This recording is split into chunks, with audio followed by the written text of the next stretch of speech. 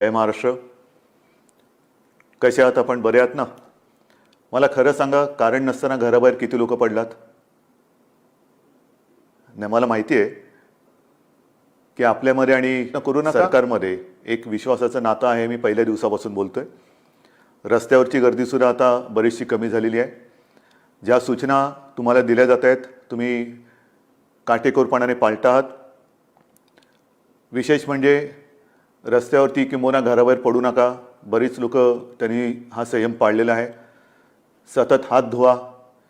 म्हणजे असं म्हणा पाहिजे तर की ह्या संकटाच्या मागे आपल्याला हात धुवून लागायचे. स्वच्छता टापटीप ही स्वतःला पाळायचे. आपल्याला कल्पना आहे की परवा मी आपल्याशी बोलताना आपल्याला सांगितलं की जीवनावश्यक वस्तूंची दुकानं म्हणजे औषधं, अन्न, धान्य रोज मी तुम्हाला सांगतोय ही 24 तास उघडी राहतील. अनेक ठिकाणी ह्याचा एक चांगला परिणाम झाला, नक्की झाला. पण काही ठिकाणी असंही लक्षात आलं की काहीही कारण नसताना जणू काही आता 1 तासाभरामध्ये ही दुकानं बंद होणार आहेत अशा पद्धतीने तिकडे झुंबड झाली. आपल्याला ही गर्दीच टाळायची. गर्दी नको, आपली गैरसोय होऊ नये म्हणून आणि म्हणूनच ही दुकानं 24 तास उघडी ठेवण्याचा निर्णय आपण घेतलेला आहे. हा एक धाडसी निर्णय आहे, लक्षात ठेवा. लॉकडाऊनच्या काळामध्ये ही दुकानं 24 तास उघडी ठेवणं हा एक धाडसी निर्णय आहे आणि तो फक्त सरकारने आपल्या आणि आपल्या विश्वासावरती घेतलेला आहे. कृपा करून थोडी शिस्त पाळा. अजूनही काही ठिकाणी ही पाळलेली दिसत नाही आहे. ती पाळणं अत्यंत गरजेचं आहे. भाजी मार्केटसुद्धा भाज्यांचा आता आवक जावक हा सुरू झालेला आहे. हळूहळू जशा एक एक गोष्टी लक्षात येत आहेत तशा काही सूचना आपण देतो आहोत. विशेष म्हणजे मी पुन्हा सांगतो की शेतीविषयक कामं करणारे जे काय आपले मजूर आहेत त्यांची ये जा थांबता कामा नये. ती थांबलेली नाही आहे. कृषी अन्नधान्य पुरवठा करणारी जी वाहतूक आहे ती कारण नाही, थांबवता येणार नाही, ती सुद्धा चालू आहे. पण विशेष म्हणजे एक धक्कादायक बातमी आपल्यापर्यंत सुद्धा आली असेल. मी पाहिल्यानंतर मला धक्का बसला की लोक, विशेषतः काही जिल्ह्यांतर्गत असेल किंवा परराज्यातली लोक असतील, ती कशा पद्धतीने जायला मागतायत. एका ठिकाणी तर दुधाच्या टँकरमध्ये ती माणसं सापडली. हे भयानक आहे. हे होता कामा नये. मी आज आपल्या राज्यामध्ये जे इतर राज्यातली लोक आहेत, मला वाटतं परवासुद्धा बोललो होतो की काही राज्याचे मुख्यमंत्री मला फोन करतायत. मग आंध्राचे आहेत, तेलंगणाचे आहेत. आज उत्तर प्रदेशच्या मुख्यमंत्र्यांचा फोन होता की उद्धवजी जरा देखिए, हमारे लोग कुछ आपके यहाँ हैं, वो यहाँ आना चाहते लेकिन आप उनकी जरा देखभाल करिए. आता हे एक संकट आहे.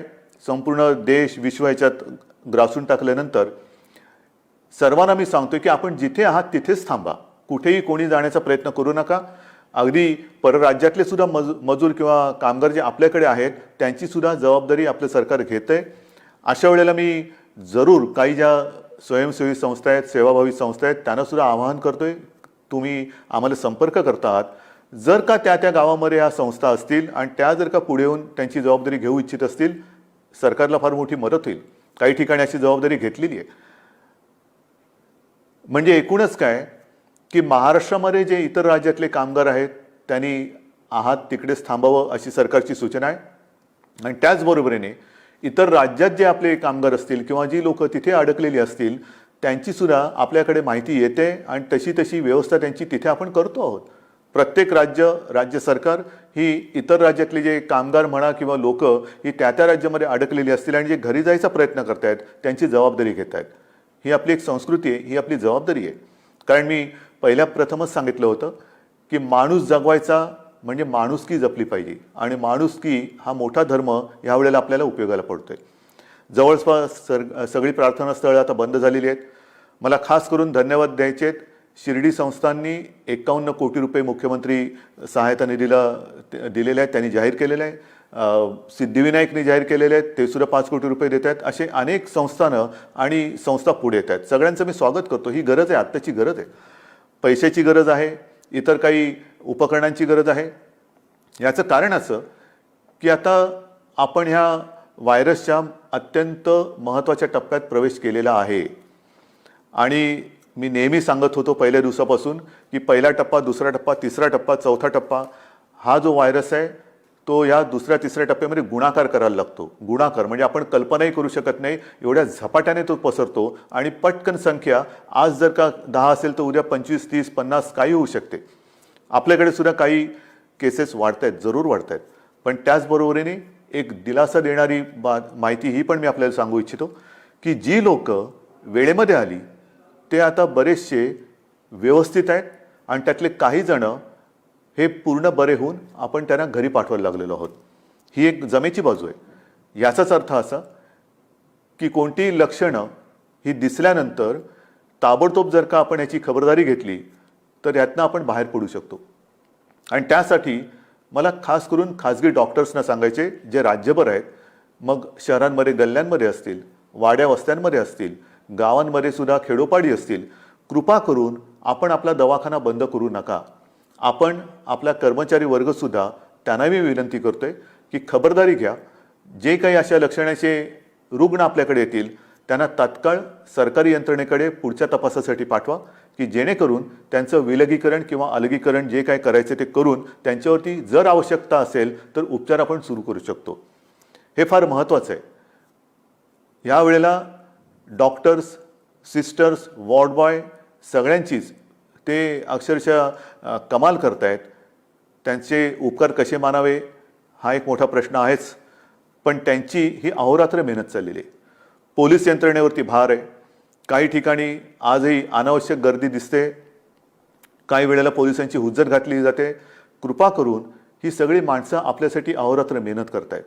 मी मध्ये सोशल मीडियावरती सुद्धा बघितलं की पोलिसांची सुद्धा कच्ची बच्ची मुलं आहेत, ते आपल्या वडिलांना बाहेर जाताना सांगतात की बाबा नका ना जाऊ बाहेर, कोरोनासारखा मोठा धोका आहे, मोठा रोग आहे. त्यांना सुद्धा, त्यांच्या कुटुंबियांना सुद्धा, त्यांच्या मुलांसुद्धा त्यांच्या वडिलांची गरज आहे, आई वडिलांची गरज आहे. पण हे सगळे लोक त्यांच्या कुटुंबियांची, मुलाबाळांची पर्वा न करता आपल्यासाठी दिवस रात्र अहोरात्र मेहनत करतायत. किती ताण त्यांच्यावर टाकायचा, किती त्यांना त्रास द्यायचा. जे काही ते करतायत ते सगळं आपल्या हितासाठी करतायत, आपल्या रक्षणासाठी करतायत. पोलीस हा केवळ चोरांपासून आपलं रक्षण करण्यासाठी नाही आहे, दरोडेखोरांपासून आपलं रक्षण करण्यासाठी नाही आहे, तर ह्या न दिसणाऱ्या शत्रूपासून सुद्धा तो आपलं रक्षण करतोय. मला असं वाटतं आपलं सुद्धा कर्तव्य आहे की आपणही त्याला मदत केली पाहिजे. काही ठिकाणी जसं सिद्धिविनायकांनी केलं की पोलीस कर्मचाऱ्यांसुद्धा त्यांनी जेवणाची सोय केली आहे. यालाच माणुसकी म्हणतात. त्यांना सुद्धा वाटलं पाहिजे की अरे ज्यांच्यासाठी मी हे सगळं मी पणाला लावतोय तो समाजसुद्धा माझी काळजी घेतोय. ह्यालाच एक नातं जपणं हे म्हणतो आहोत. आणि म्हणून काही गोष्टी ज्या आपण करतो आहोत, जसा आजच निर्णय घेतलेला आहे की राज्यभर शिवभोजन जी केंद्र आहेत त्यांची क्षमता सुद्धा आपण, म्हणजे त्या जी केंद्र चालू आहेत त्या केंद्रामध्ये सुद्धा मी सांगितलेले की 2 तास चालू ठेवण्याची केंद्र 3 तास सुरू करा. त्यांची सुद्धा क्षमता ही वाढवा. पण याचा अर्थ असा कदापि नाही की 3 तास उघडे म्हटल्यानंतर तिकडे जाऊन गर्दी करून बसणं नाही. तिथे सुद्धा त्या केंद्रांच्या चालकांना मी सांगतोय की आपण सुद्धा ही शिस्त पाळा. या योजनेचा लाभ घेणारे जे गोरगरीब आहेत त्यांनाही मी सांगतोय की आपण ही शिस्त पाळा. तिथे जेवायला गेल्यानंतर अंतर ठेवून बसा की जेणेकरून एकमेकाचा संसर्ग एकमेकाला होणार नाही. ह्याचं कारण असं की आत्तापर्यंत परदेशातून ज्या काही व्यक्ती आपल्या देशात आलेल्या आहेत, मुंबईत असतील, महाराष्ट्रामध्ये जे पसरलेले आहेत, सुरुवातीच्या काळात जेव्हा आपल्याकडे कोरोनाविषयी एक तपासणी म्हणा किंवा जागरूकता ही आलेली नव्हती, त्या काळात आलेली लोक असतील तर त्यांच्यामध्ये किंवा त्यांच्या संपर्कात आलेली लोक ही आता लक्षणं येत्या काही दिवसात आपल्याला दिसायला लागतील. गुणाकार म्हणतो तो हाच की आत्तापर्यंत लक्षात न आलेल्या लोकांमध्ये सुद्धा ही लक्षणं दिसायला लागतील. याचं कारण अनावधानाने त्यांच्या संपर्कात आपण कधी आलो होतो आपल्याला कल्पना नाही. आणि ही लक्षणं दिसल्यानंतर घाबरू नका, गांगरू नका, पण वेळेत ह्या आपल्या शासकीय यंत्रणेकडे जाऊन हे लपवण्याचं काम नाही आहे, अजिबात लपवू नका. किंबहुना मी काल परवा सुद्धा आपल्याला बोललेलो आहे की जर का असे काही परदेशातून जाऊन आलेल्या लोकांना जर तपासणी तेव्हा पहिल्या काळात आल्यानंतर झालेली नसेल तर कृपा करून आपण स्वतःहून पुढे या आणि आपला प्रवास आपण कुठे कुठे कसा केला होता हे स्वतःहून सांगा की जेणेकरून आपण हा विषाणू जागच्या जागी थोपवू शकतो. हे करू शकतो आपण आणि करणं गरजेचं आहे. मला असं वाटतं मी रोज आपल्याशी बोलतो आहे की गर्दी करू नका, बाहेर पाऊल टाकू नका. याचा अर्थ घरी काहीतरी असं मोठं संकट आलंय असं करून बसू नका. निगेटिव्ह या विषाणूबद्दल आहेच, म्हणजे निगेटिव्ह हा रुग्ण, पॉझिटिव्ह आल्यानंतर रुग्ण होतो, निगेटिव्ह असेल तो निरोगी असतो. म्हणून विषाणूसाठी निगेटिव्ह, पण घरात आनंदासाठी वातावरण पॉझिटिव्ह ठेवा. घरातलं वातावरण हे पॉझिटिव्ह ठेवा, आनंदी ठेवा. कुटुंबियांसमवेत एक चांगला आपल्याला वेळ मिळतोय, हसत खेळत तुम्ही करा. घराबाहेर संकट आहे ते घराबाहेर आहे, घरात नाही. म्हणून मी पुन्हा पुन्हा सांगतोय, घराबाहेर पडू नका. पण घरामध्ये सुद्धा अनेक ठिकाणी मी असं वाचतोय, मला कल्पना नाही की दूरचित्रवाणीवरती सुद्धा आता पुन्हा श्रीराम भेटायला येत आहेत, सगळे महाभारत पुन्हा येत आहे. या त्याच्यामध्ये सुद्धा काय आहे की एकत्र बसून घरामध्ये असं काहीतरी मोठं आभाळ कोसळलंय. नाही, आभाळ कोसळलेलं नाही, घराबाहेर पडलं तर कोसळेल. म्हणून घराबाहेर पडू नका. तर घरामध्ये आनंदात राहा, वातावरण पॉझिटिव्ह ठेवा. कुठे बाबा बापरे काय झालं कसं झालं ही भीती आहेच, भीतीचं वातावरण आहेच. आणि त्याच्यासाठी सरकारने पूर्ण घ्यायची ती जबाबदारी घेतलेली आहे, खबरदारी घेतलेली आहे. आपण फक्त आणि फक्त ज्या काही दिलेल्या सूचना आम्ही तुम्हाला आहेत त्या तशा तंतोतंत पाळा, जशा तुम्ही आत्तापर्यंत पाळत आलेला आहात. आणि पुन्हा एकदा सांगतो की कृपा करून कोणीही कुठे जिथे असाल, तुमच्या घरापासून लांब असाल, अजिबात घराकडे जाण्याचा म्हणजे शहरात बाहेर पडल्यात आणि तिथून घरापर्यंत नाही, मी परगावात असलेल्यानं सांगतोय, तर घराकडे जाण्याचा प्रयत्न करू नका.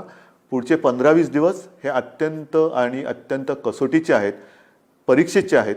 ही परीक्षा आपण पास झाल्यानंतर मग आपल्याला कोणी थोपवू शकणार नाही. पण तूर्त काही काळ आपल्याला थांबण्याची आवश्यकता आहे. मला कल्पना आहे की घरात राहणं, ज्यांना कामाची सवय आहे, ज्यांचं तळहातावरती पोट आहे, हे त्यांना थोडंसं कठीण जाते, मला माहिती आहे. पण हे आपल्यावरती लादली गेलेली परिस्थिती आहे. या परिस्थितीचा सामना आपण स्वयंशिस्तीने, जिद्दीने आणि एका हिमतीने जसा करतो आहोत ते बघून मला खात्री आहे की हे संकट आपण थोपवल्याशिवाय राहणार नाही. आणि ते संकट लवकरात लवकर दूर हो अशी पुन्हा एकदा ईश्वरचरणी प्रार्थना करतो. सगळ्यांना शुभेच्छा देतो.